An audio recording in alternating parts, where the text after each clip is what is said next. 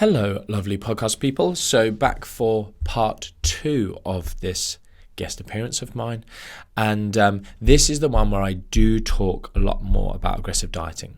I talk about some of that research behind people feeling less hungry with lower calories. It's counterintuitive, but it's what all the data is showing us. And the hundreds and hundreds and hundreds of people who I've anecdotally helped with this have said the same. And on top of that, talking about some considerations if you're using it as a tool, and then finally talk about a key area of the calculator. The calculators there's actually kind of 3 calculators now, all serving different functions for different people, different goals, different times in their dieting process. And one of the key things is what to do after the diet, what to do with refeeds, what to do with diet breaks, what to do with a maintenance diet.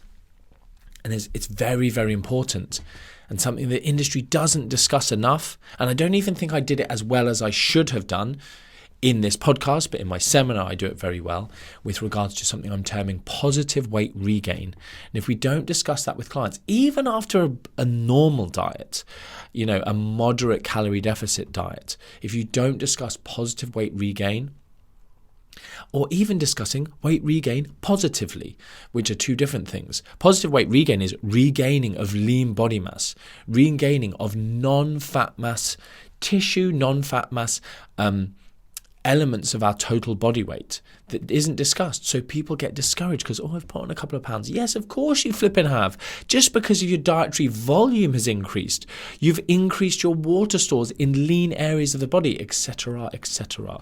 So an important discussion. If any of you guys are coaches, maybe something for you to talk about on your social media. You're welcome. Anyway, hope you enjoy it. Like I said before, get yourself on my email lists, get yourself on my I'll link them in the bio so that you can potentially attend one of my seminars in the UK, in the US, potentially Toronto, Dubai. Any of you guys in Ireland, you always DM me after I say stuff like this. This time, I came to Dublin whenever it was, just literally last year.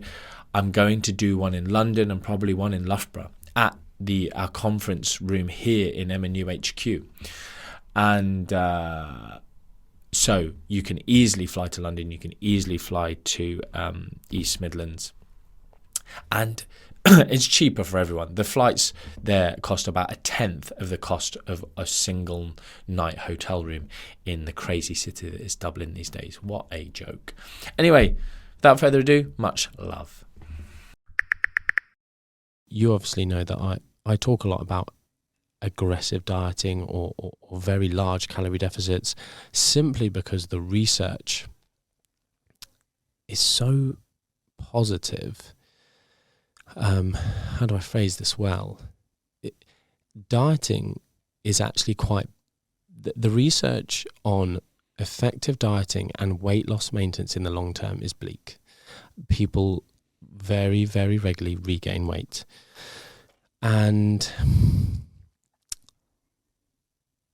But with aggressive dieting, it's less bleak. And so people are like, why, you're talking about these massive calorie deficits. And I'm like, I'm not making money. I don't make money by people eating less. I don't have a business on this. I don't have a shake that I sell people or anything like that. It's just I'm the messenger for this research. And this research is showing that weight loss maintenance, clinically meaningful weight loss after 2 years, 3 years, 5 years, 7 years. And we have these studies. People go, the studies are only 6 months long. No, they're not. You just haven't read enough studies. Shut the hell up and go and read. They're all there. The 5 and 10% clinically meaningful levels of weight loss from a health perspective and all cause mortality. Aggressive dieting just blows moderate calorie deficits out of the water. And then people go, but it's going to slow your metabolism. Not true. Go find the study. It's not there. It's not a thing. It means you're going to lose all your muscle. The studies aren't there. If you're super lean athlete, a coach listening to this podcast, if you're already really lean, don't do an aggressive diet because you will lose some muscle. But then again, I have this whole thing of you lose a bit of muscle, you're just going to regain it back really quick. So, swings and roundabouts. So, from this perspective of what do we do, there's just so many things of finding what we can do that's going to help us manage. The other thing I wanted to say is hunger. Like, that's another crazy thing. Eating, for myself, I eat 1,000 calories a day when I do these aggressive diet period, plus or minus 200. And my hunger is way less than on a 1,500, 1,600, 1,800, 2,000. All of those figures will put me in a calorie deficit, and I'm the least hungry on 1,000. And people are like, what? It doesn't make sense. And it doesn't. I get it. But one, that's what the research says, and two, try it. It's crazy.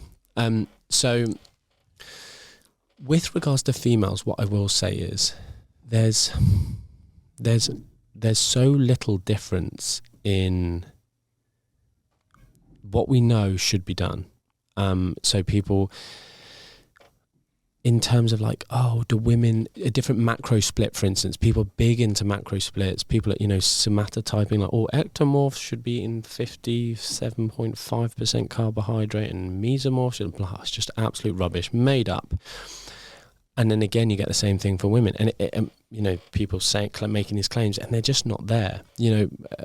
There's a very well-known female physiologist on Instagram. I'm not going to name her again. She just says such gimpish stuff, and people love her because she does say some good things, and she's got some good understanding of female physiology. But she just says stuff like, well, in this phase of the menstrual cycle, your respiratory quotient changes and you're burning more fat. So in those times, you should change your diet. This, that. That's not evidence-based. Those things, it's a little bit like the arguments around fasted cardio. Okay, if I exercise in the morning first thing, my respiratory exchange ratio is closer to 1, which means I'm burning more fat during that session. It's better for fat loss. But actually what happens when you go to 24-hour,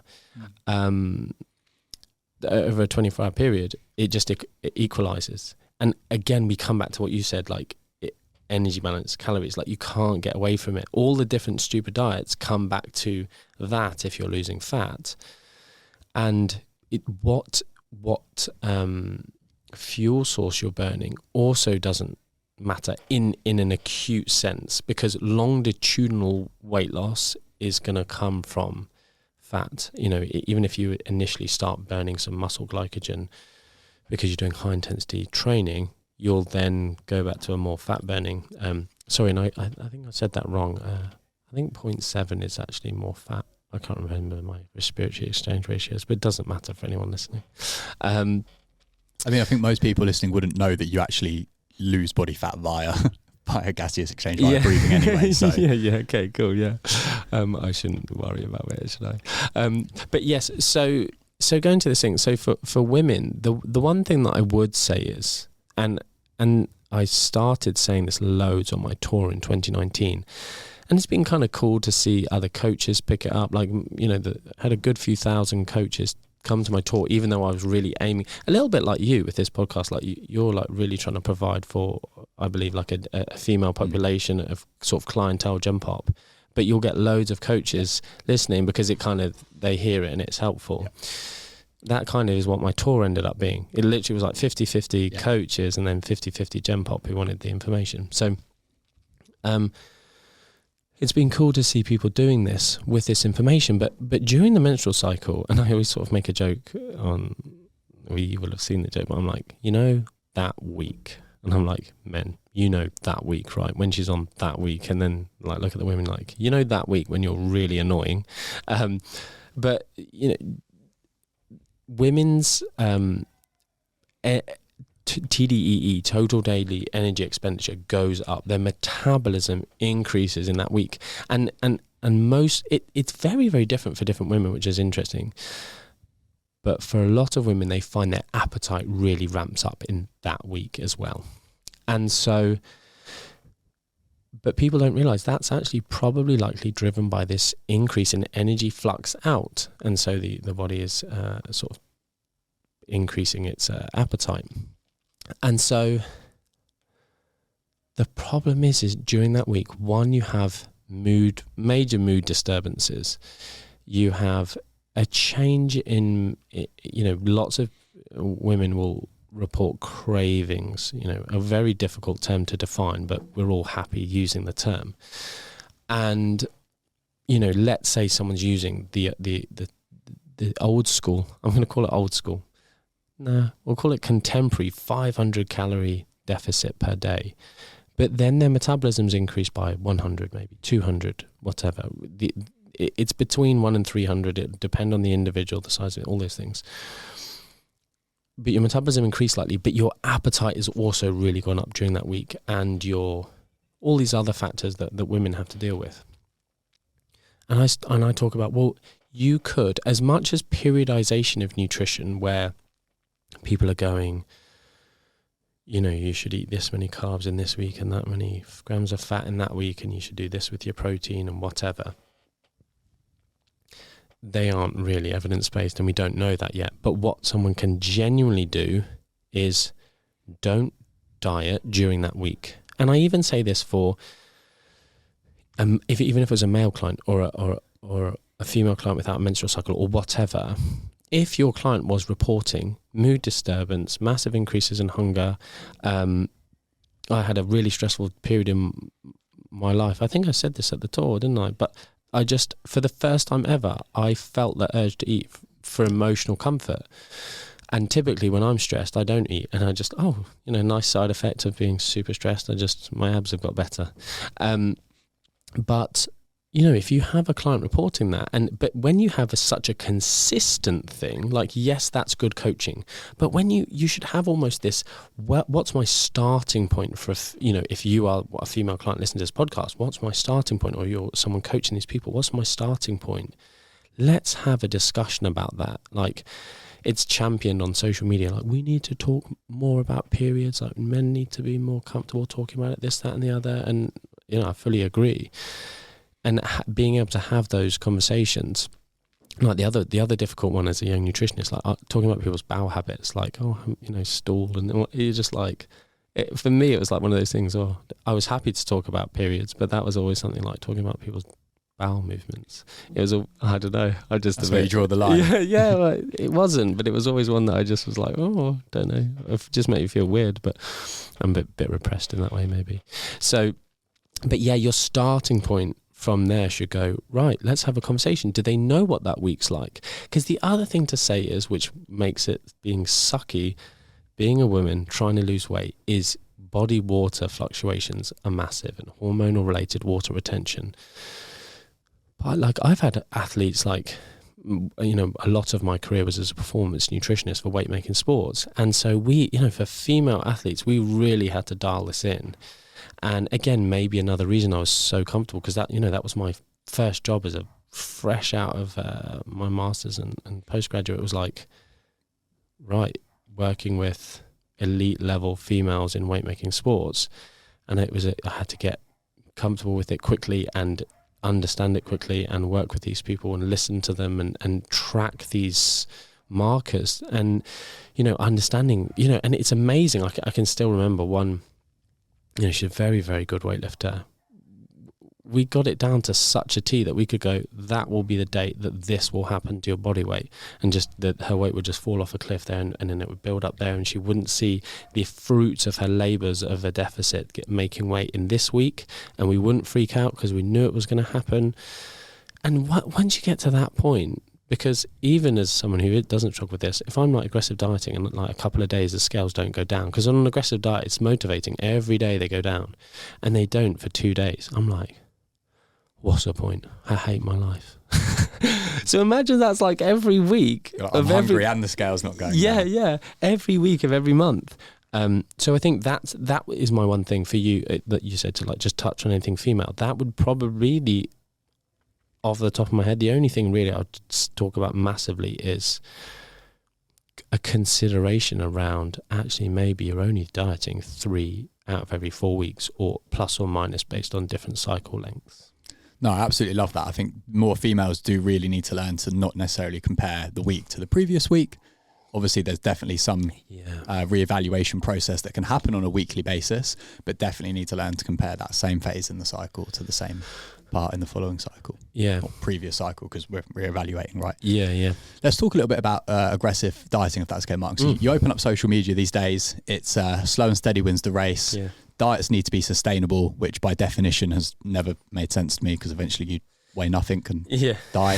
So that doesn't make sense. So when you said a few things that you did in your Dublin tour, it was really interesting, because it validated a lot of things that I have kind of come to conclusions myself with my own dieting experience with clients, a few things that I've seen in the research, but I hadn't really heard kind of as much as you went into. So just tell me a little bit about why more aggressive dieting actually can be a really useful tool for people, and how it's not actually an issue for hunger, adherence, etc. Yeah, so where to start with this? I think, so I started talking about this in 2015. I was asked to do a talk for a really large group of personal trainers who I knew had actually been educated quite well. And, my whole career before that, I could walk into a room and go, do you know what? You can eat bread and it doesn't make you fat. And people are like, no, mind blown. Or like, you don't have to eat a low-fat diet to be healthy. No, so you go into a room like that and I'm like, I love to teach, but also just people be super interested, teach them something new and cool and make it exciting. And so I was like, what am I going to talk to this group about? And basically I had seen stuff discussed in their sort of area where anyone who recommended anything over the kind of 500 to 1,000 calorie deficit was really almost shamed, oh, you're a maverick. And I was like, hold on, that's not what the research says. And there's this other thing of often coaches forget that they're not their clients. And so they, coaches, I think of myself as a client, I'm lazy. I don't live in the gym. I'm super inactive. Whereas, people are just like, oh yeah, I've done 20,000 steps today and I'm just in the gym all the time. Trainers, just they love the gym. I used to love the gym. I literally, the gym's so boring to me now. It's a means to an end very much for me. And so, but this thing of,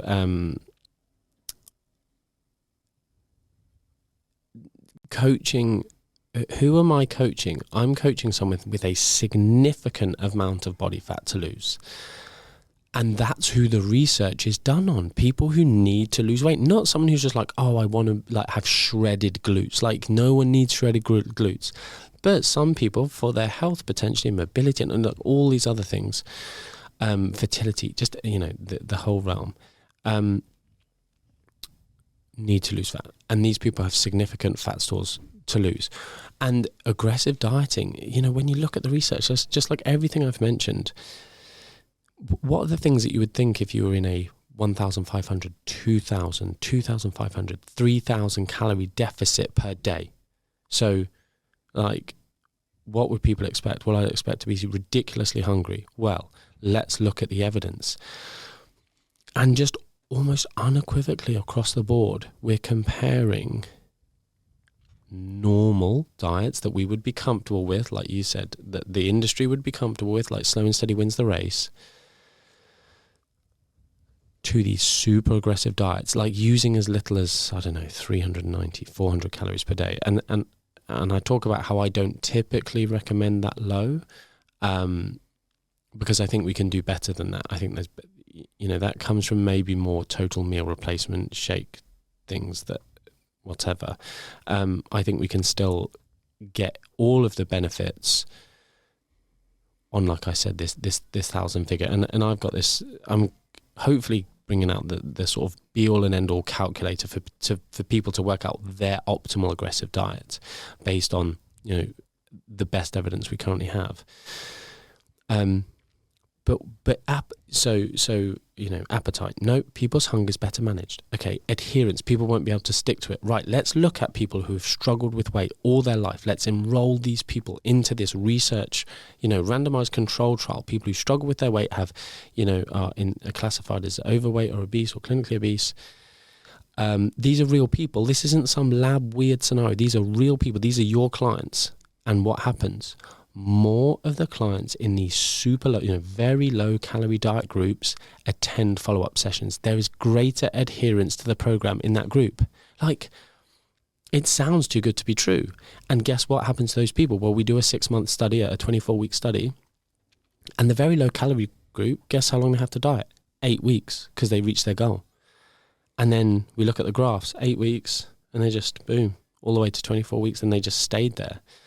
And then the other group that was like, okay, we're just going to minus, I think it was like 25% of their calories. That was their deficit, just 25%. And the graph is like, yeah, it comes down, and they've not lost nearly as much weight as the guys. And they've dieted 24 weeks. And then the other group is like 12.5% from reduction of calories, 12.5% from exercise expenditure. So we get the same deficit. Similar curve to the other one. But this group that only dieted for 8 weeks ended up in a much better place at 6 months, and there was better adherence and all these great things. And so there's just lots of myths that it'll damage your metabolism. Like, not a thing. There'll be no behavior change. Well, no, there can be no behavior change, but there can be no behavior change in I'm going to go and count points, I'm going to go and count calories, I'm going to download this app. That's not behavior change, and it's still a 500 calorie deficit. So it's not mutually exclusive. We can still do the coaching process using this sort of methodology.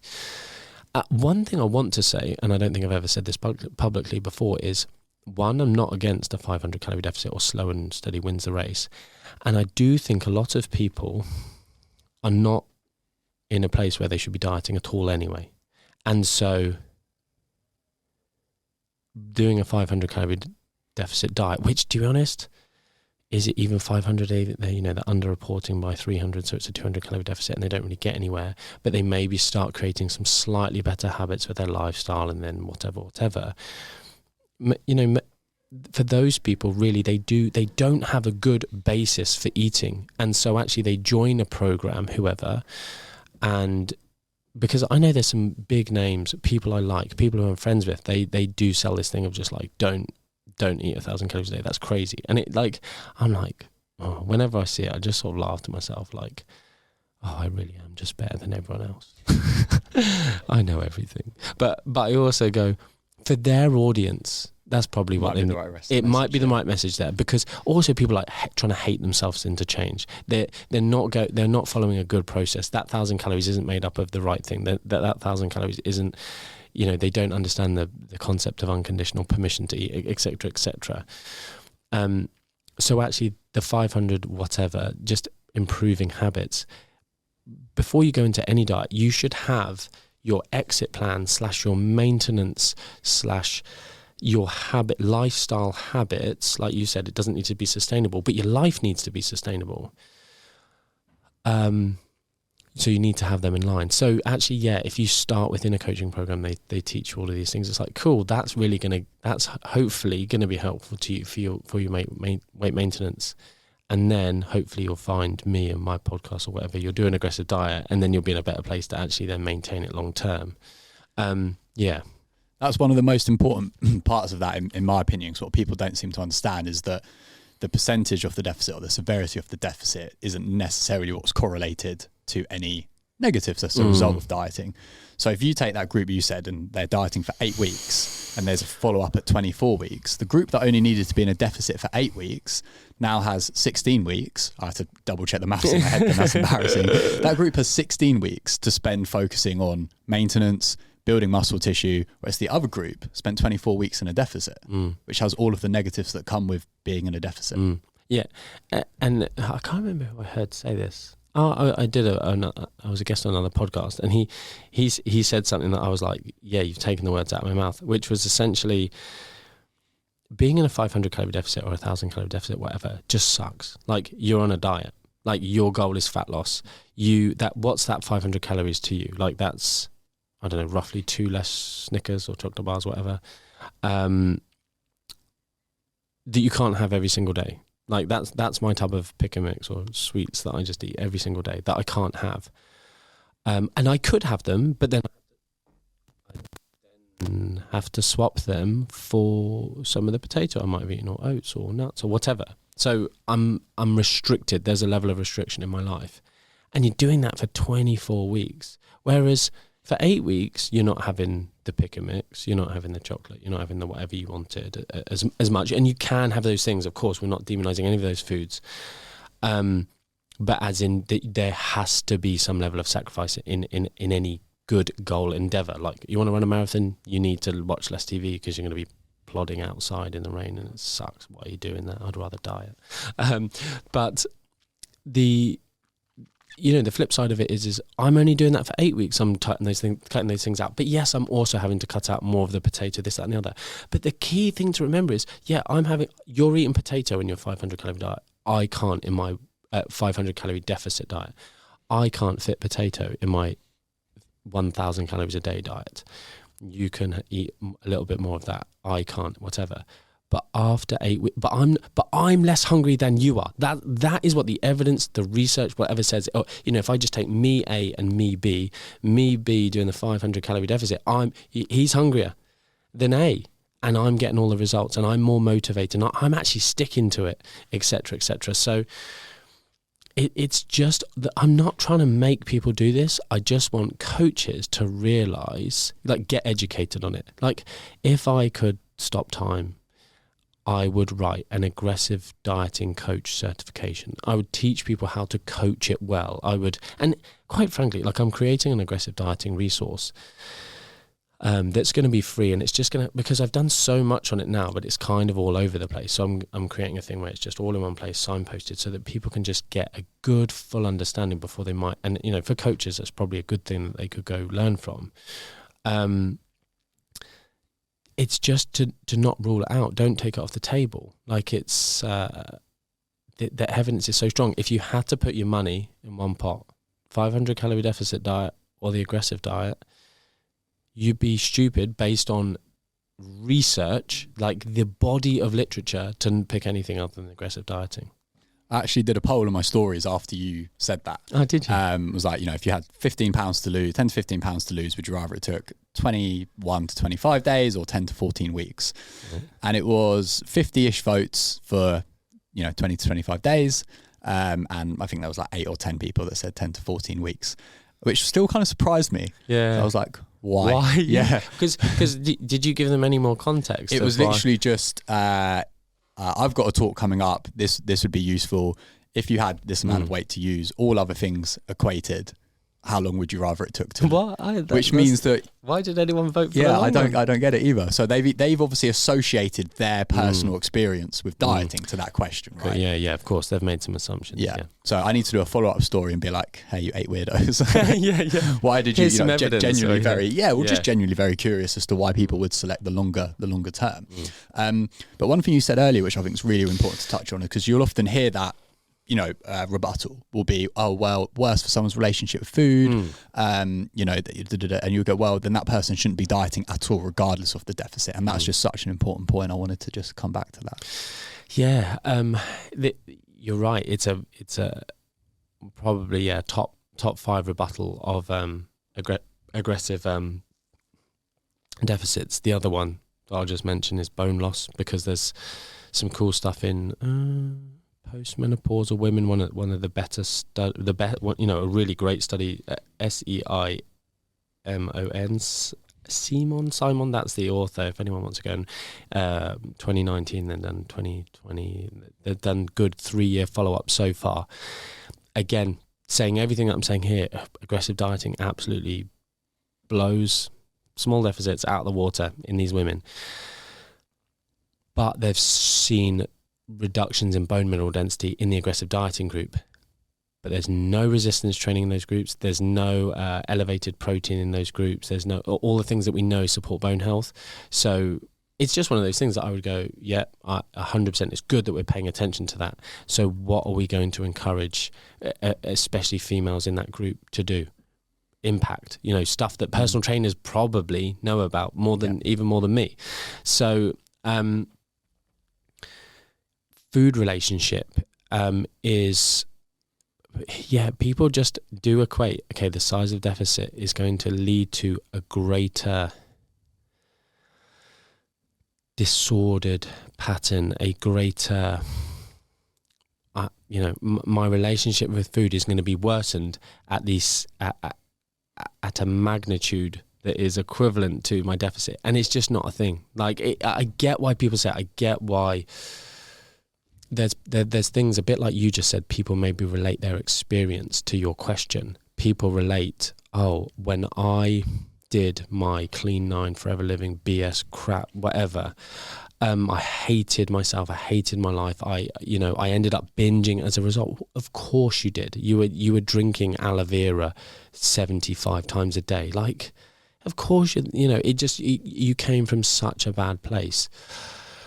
But again, we can look at the literature. I'm trying to think of a good one of the better papers, but honestly I can't. So that's annoying. But again, these things get studied in the literature, because in individuals who maybe have a lifelong experience of a weight gain, using some of the PC terms, like being in a larger body, maybe have experienced some of kind of the weight stigma stuff, any bullying in their life, all these things. Lots of these individuals will have binge eating tendencies, whether it's binge eating disorder or whatever. So it's studied, it gets measured, it gets paid attention to. And I mean, I was surprised when I saw this, but then I'm like, I just ponder it. I ponder the clients that have done this. I ponder how I feel about it. I ponder the, I guess, pathology of binging, the driving factor, some of the hedonic forces that are at play. Hunger is just this huge thing. If you can make someone less hungry, and there's this whole big discussion at the minute about weight loss injections, and they help in these GLP-1 agonists that are helping people with appetite regulation, and whether people like it or not, combined with lifestyle interventions, they are really, really helpful. Fantastic. What's the hate? Yeah. I don't really get it. Yeah, we're very happy to use drugs for all sorts of things, but as soon as it's like, I'm a personal trainer with a 6-pack, I'm 21 years old with no girlfriend, no mortgage, no real job, and I've got a 6-pack, so why can't everyone be like me? Like, give over, mate. Like, obesity is not a disease. Like, oh yeah, I really give a crap about your opinion. Like, you're 10 years old. These things, being able to manage appetite, like, again, aggressive dieting, useful for this. But binging, one of the things that we want to try and do is this is, again, the binge eating self-help stuff. Like, I'm seeing some of the graduates get taught this and talking about it, but we know that sort of meal regularity and meal frequency for fat loss, like, oh, you don't have to be eating 6 times a day to boost metabolism. That's this big myth. Breakfast isn't like this most important meal of the day. If you skip breakfast, you're going to go into starvation mode. Also not a thing.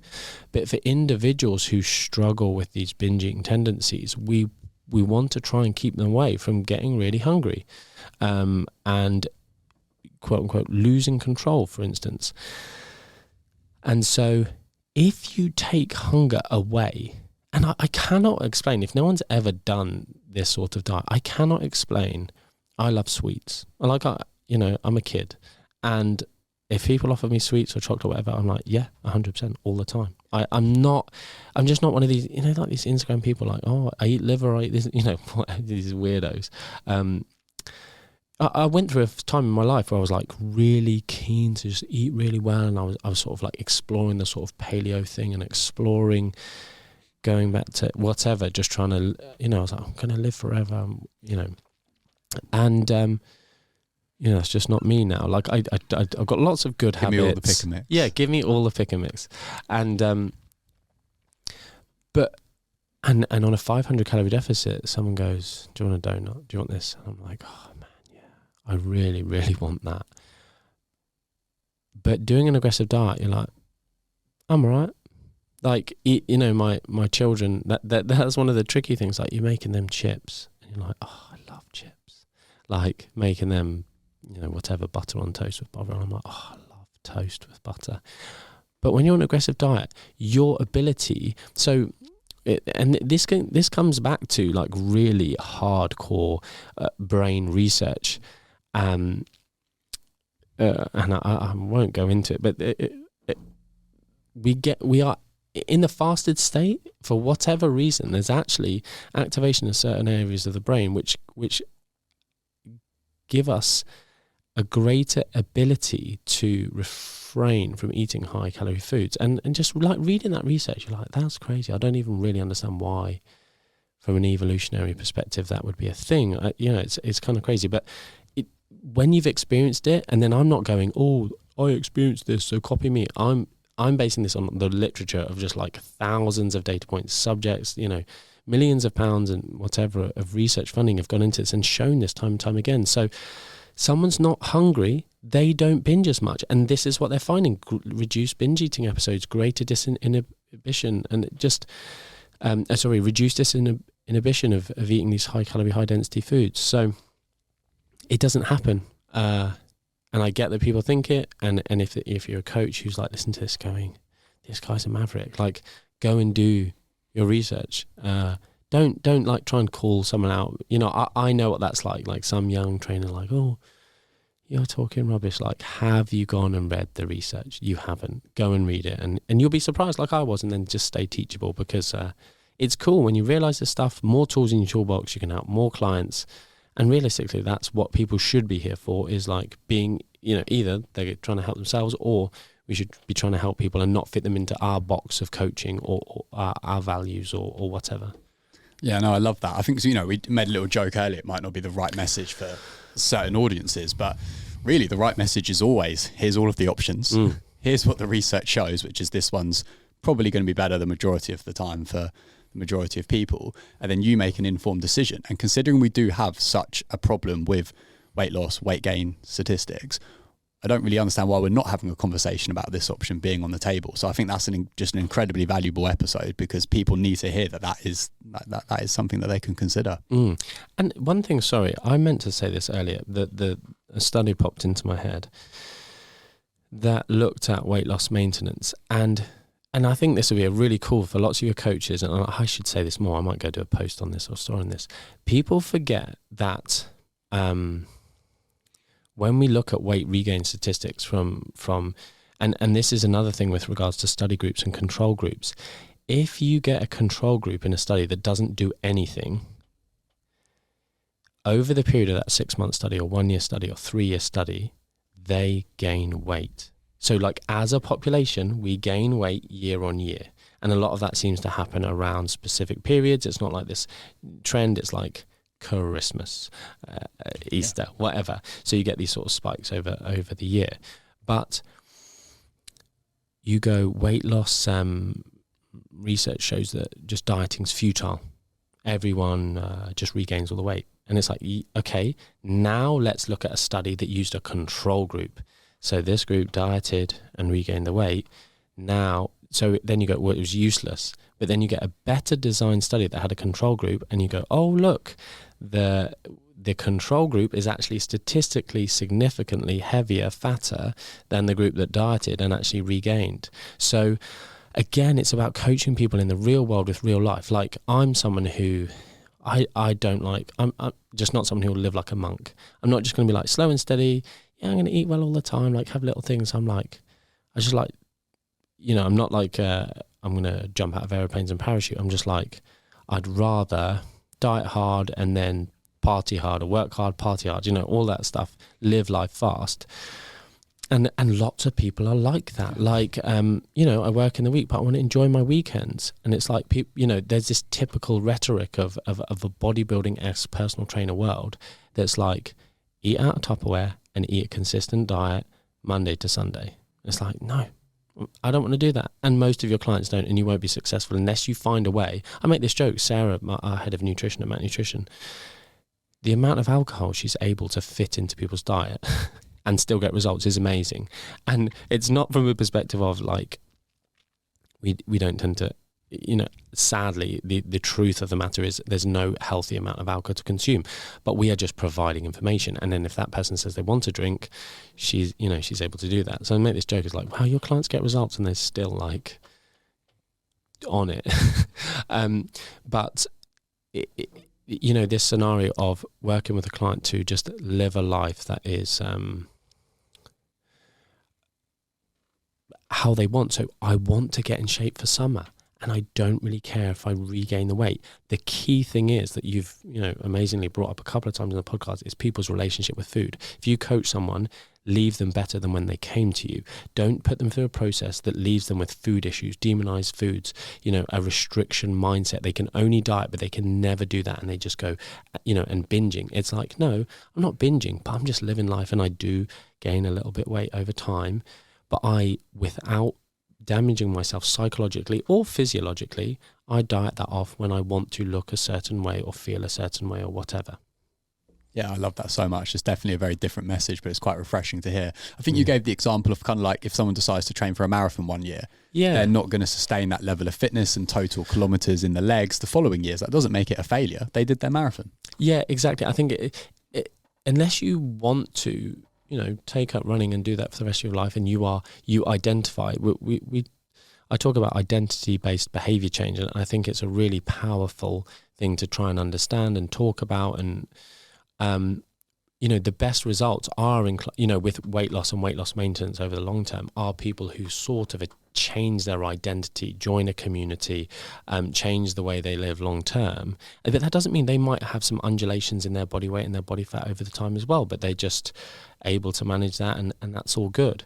But if someone wants to achieve a goal, like do a photo shoot or whatever, if they go back to the same way before, and they're happy and it's not changed, it's not worse in their life, like it's not a failure, but unfortunately it's just sold as a failure if you regain the weight. It's like, it's not. It's like, oh, look at that great thing, that great endeavor that you achieved, and you were able to apply some mental fortitude towards XYZ goal, and that happened to be body fat loss or muscle gain or doing a photo shoot or running a marathon, for whatever fathomable reason someone would want to do that.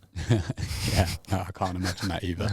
No, that's so great, Martin. Thank you so much for sharing that. It's such an important message. People need to understand that there is another option out there, and I think that's just so refreshing because it's not really what we're hearing. So thank you so much for taking your time to come on and talk about the research on that. I've really enjoyed it. Thank you. No, I did. I learned a lot again just listening to the way you explain things. So thank you so much. I know we've touched on it a little bit already, but where can people find out a little bit more about yourself, your collection of companies, your podcast, et cetera, et cetera? Yeah, so I'm Martin Nutrition on all kind of social media platforms. I'm quite active as well. If people do want to ask me questions, I'm really happy to get back to people, clarify stuff, point them in directions. And then Mac-Nutrition Uni is obviously the course if there's coaches who want to get qualified and educated and get better results with clients and those kind of things. That's the best place to go there. And I've got an amazing team that can help you with like making decisions and whether it's the right course for you. We don't care about trying to convince you. We're not salesy. We'll let you come to us and tell you the truth of what you should do if it's the right thing for you. And then I guess my podcast. Thanks. Yeah, Not Another Nutrition Podcast. It's supposed to be short episodes. I talk too much. It's supposed to be like 10, 15 minute episodes, but I don't think I've ever done a 10 to 15, but like 20, 30 minute. And it's quite conversational. And if people want to go listen, that's on all of the regular podcast stuff, probably like you guys will be.